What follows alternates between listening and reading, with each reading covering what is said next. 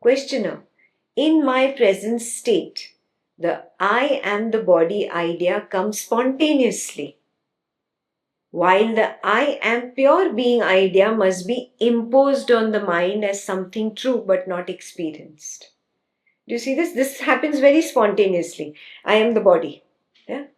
I am the mind. Zoop, it comes. And then you feel, oh, this is so natural. This is coming up so spontaneously, but it's so hard for me. I am the witness consciousness. Oh, at first only witness consciousness, such a big word. So I have to really make an effort. Do you identify with his question? You also felt like that? Now let's see what Maharaj says to this, okay? So Maharaj says, yes, sadhana or practice consists in reminding oneself forcibly of one's pure beingness, of not being anything in particular, nor a sum of particulars, not even the totality of all particulars which make up a universe. I'll stop there. Is this clear? There is going to be effort, he's saying. Have you mentally accepted the effort in recognizing? It is a part of the flow. The design of the flow is like that. There is going to be that initial effort. Why? Because you chose to forget your nature as a baby, you were there. You chose to believe I am this person, then I am the doer, then I am the experiencer, and you allowed a zillion conditionings to slap on you, and you have collected a mountain of conditionings. What is sadhana? Sadhana is really forcibly recognizing, no, I am that, not this mountain of conditioning. So first you taste that. When you taste that I'm the witness, now you're ready to let go of the conditioning. Do you realize this? You first need a foot somewhere else to take your foot off this. Are you seeing what I'm saying? When you want to step away from something, first you want this foot to go in a steady place. So the steady place is the witnessing. And it is forcibly now taking the other foot off. That is where you feel the force. Forcibly taking that other foot off because your conditionings are the one that are pulling your other foot. Do you realize it?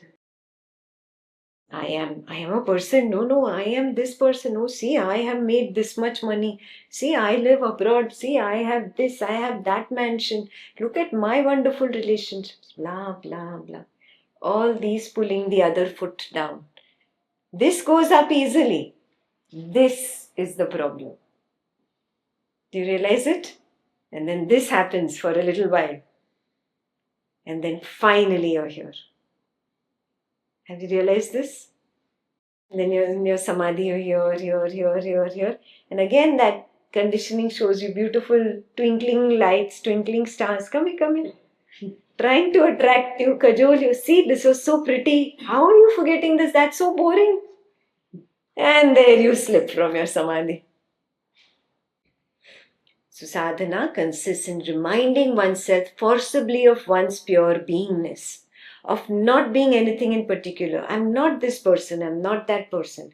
Not a sum of particulars. Oh, I am all these sum of all these thoughts, perceptions, feelings, sensations. No, I'm not that. In reality, there is just the now, and the next now, and the next now.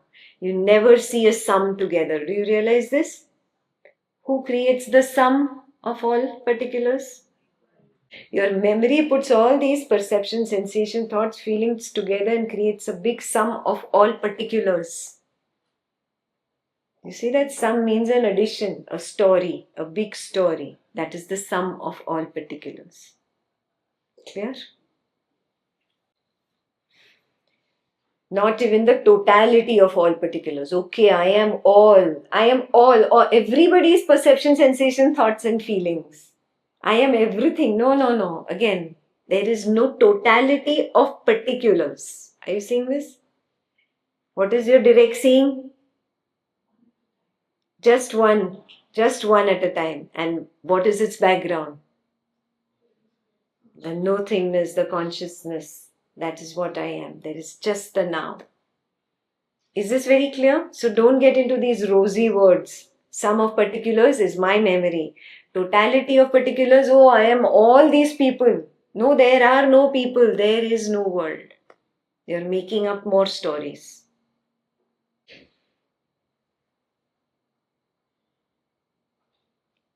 All exists in the mind. Even the body is an integration in the mind of a vast number of sensory perceptions. Each perception also a mental state. If you say, I am the body, show it.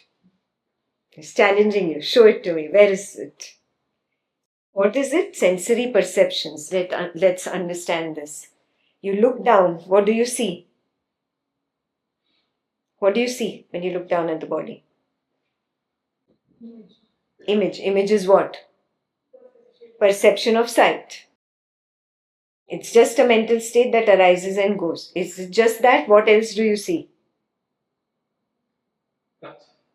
Yes, there is a sensation of touch. So there is perception of touch. And sensation. Yeah, suppose you have pain, you have hunger, then you call it a sensation. So what are all these sensory perceptions arising, falling, arising, falling, arising, falling? Integration of all these sensory perceptions is what is the body. Is this clear? And when do you recognize the body?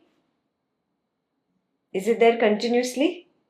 So when do you recognize it? Correct. So that's called a body thought. That's called a body thought. So there is thought, there is sensation, there is perception of sight, there is perception of touch. When there is some foul smell coming because you didn't take a shower for 5 days, then perception of smell. And if you really are really dirty, you've not even washed your face and you taste your own dirty sweat going into your mouth, then perception of taste. All sensory perceptions, that's all the body is. An integration of sensory perceptions together. I am the body. And you saw these sensory perceptions. What are they? It's just one at a time. One at a time. The now wipes it away. It disappears into the gap. Again and again and again. So what is the truth? Is there a body? I am not the body. Yeah, that's why he challenges you. You say, no, I am the body. Show it. Questioner doesn't get it. He's not at the 10-day retreat, no? He's there for one evening trying to get everything without samadhi, without SMGS. So he doesn't get it. He says, see, here it is. He must be pointing it to his body. Maharaj says, only when you think of it. It is there only when you think of it. Both mind and body are intermittent states. The sum total of these flashes creates the illusion of existence. Enquire what is permanent in the transient, real in the unreal. This is sadhana. So when you keep seeing this one sensory perception after another claiming I am the body, I am the mind, really inquire what is the truth, what is the reality. Can I remove the illusion? Oh, I am the body, I am fat or I am thin, I am dark or I am fair, I am tall or I am short. All this is the idea of the body. Do you see it? When you look at your body, you have all these ideas. All these are illusory ideas, names and form. Namarupa, name and form. Can I remove these illusory ideas? Really see the truth. What is left? Oh no. Either there is the flash of I am the body or there is the flash of I am the mind in the form of a thought or a sensation or perception of touch, some perception of sight, something. These are just flashes, and I've just weaved them together. And I'm saying I am the body. Recognize why is this tendency there? Why is this tendency there to weave these flashes together and build a false existence? Why? I see the truth, I am the witness consciousness. Again, I go back to this. Why? In your quiet state of mind, attempt to see. Why? Why do I slip? Why is this happening? What is it? Can I figure it out? Investigate, examine. I see all this. Why do I slip? I become the witness. I'm so peaceful there. I love it. Then why? Why do I come to sorrow when there is happiness? Why? You don't have to tell me the answer. You have to contemplate, you have to examine, you have to inquire, you have to investigate. Yes? Start investigating. Start understanding what is the meaning of investigating on your own. So he says that is sadhana. Only when you inquire what is permanent in the transient, real in the unreal, this is sadhana. Questioner says the fact is that I'm thinking of myself as the body. Maharaj says think of yourself by all means. Only don't bring the idea of body into the picture. Remove the body from the picture. What is left? Yes? Body, mind together, he's saying, is one. Remove the person from the picture. What is left? The witness consciousness, the sense of I am. That's it. That's the only thing you should think of. Nothing else. There is only a stream of sensations, perceptions, memories, and ideations. The body is an abstraction created by a tendency to seek unity in diversity, which again is not wrong. Yeah, he's telling you it's not wrong. It's okay. You're seeking unity in diversity. The body is just an abstraction, means it's an idea. Only an idea. It is created by a tendency. And what is the tendency? I'm seeking something. Yeah, what is that magic in that unity in diversity? The magic truth that will reveal itself if I investigate. I want you to investigate. He's not going to give you the answer, so no point reading ahead. He's just going to encourage you to investigate. You investigate. You investigate. The body is an abstraction created by a tendency to seek unity in diversity, which again is not wrong.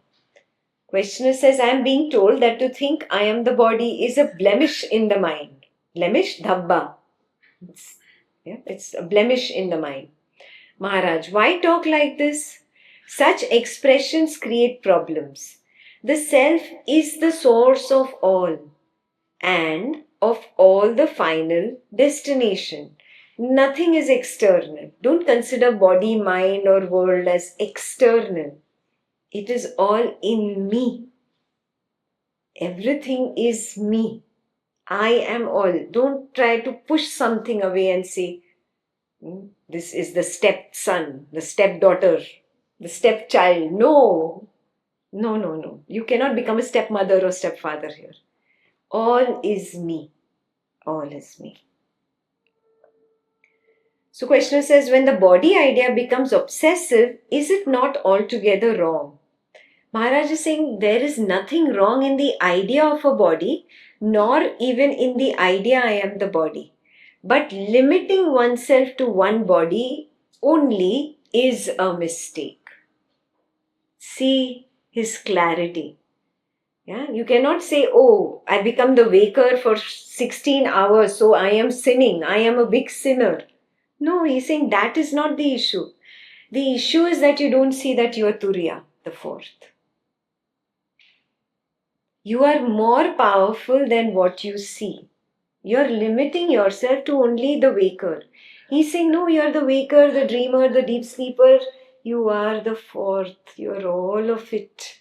Why do you want to be less when you can be more? Do you see it? Why get attached to something so limited when you can be unlimited.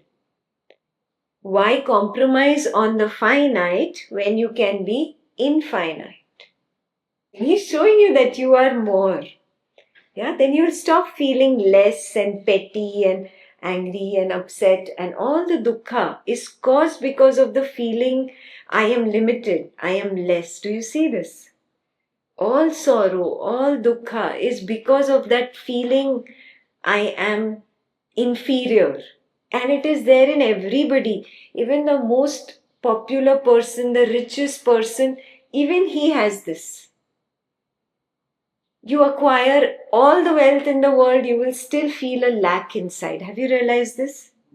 Yeah, maybe in your 20s you don't see it. By the time you make your money, make your babies, make your world, have everything, you're like, yes, whatever I do, it's not enough. Something is missing. That feeling of lack. Why is it there? Because you've limited yourself to something finite. When in reality you are infinite. That is why you feel low, inferior, you feel not good enough. That's why you feel there's something lacking in life. And that is why you hanker. Maybe this retreat will make me feel better. Maybe this knowledge will make me feel better. Maybe this guru will bless me with something and I'll feel better. Maybe this puja, this temple, this, and you keep running. Do you see that? No, he's saying you don't need to run there. You're running in the wrong place. You're again limiting yourself to the waking. You're still there. You're still limited. All these are limited to your waking state. It's beyond. When you see you're infinite, then you are not a slave to the waking world. Do you see that? Stop being a slave. Enough. Enough slavery. Quit now.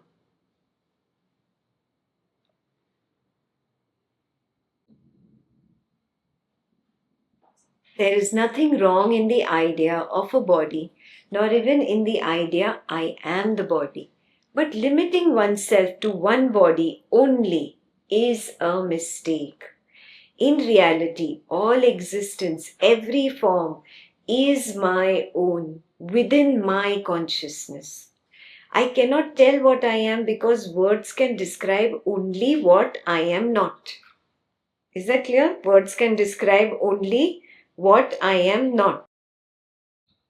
I am, and because I am, all is.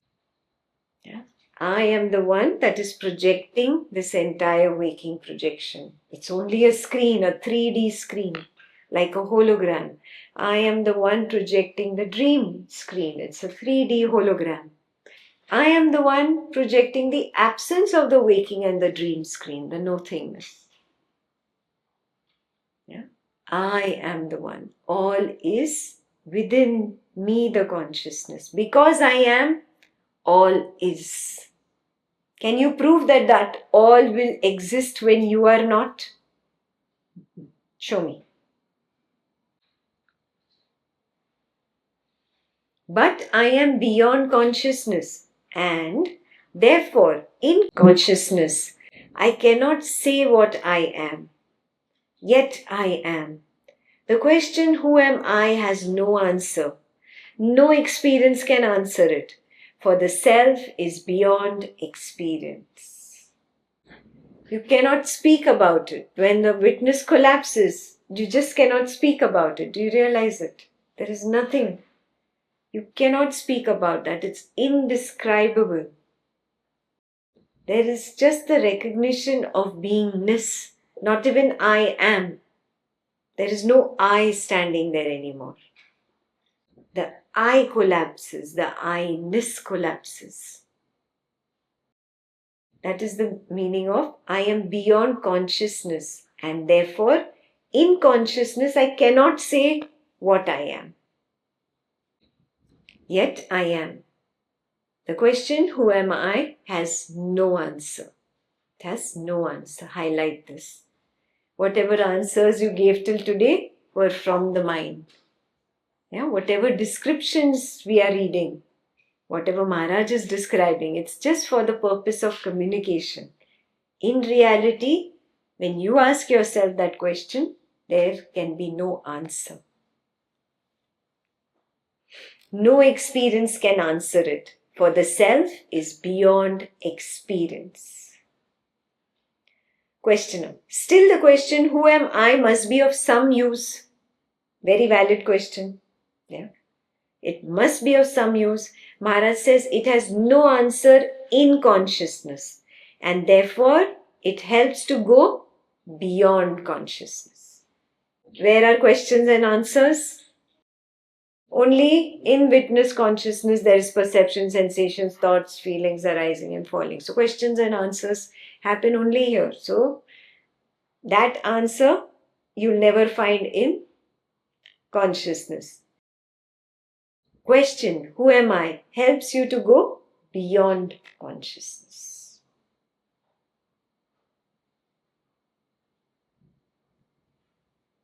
Questioner, here I am in the present moment. What is real in it and what is not? Now please don't tell me that my question is wrong. Questioning my questions leads me nowhere. Maharaj says, your question is not wrong, it is unnecessary. You said, here and now I am. Stop there. That is real. Don't turn a fact into a question. There lies your mistake. You are neither knowing nor not knowing, neither mind nor matter. Don't attempt to describe yourself in terms of mind and matter. Don't speak from the intellectual space. Don't try to analyze. Attempt to see. Only seeing will take you there. Intellectualization will not take you there. Analysis will not take you there.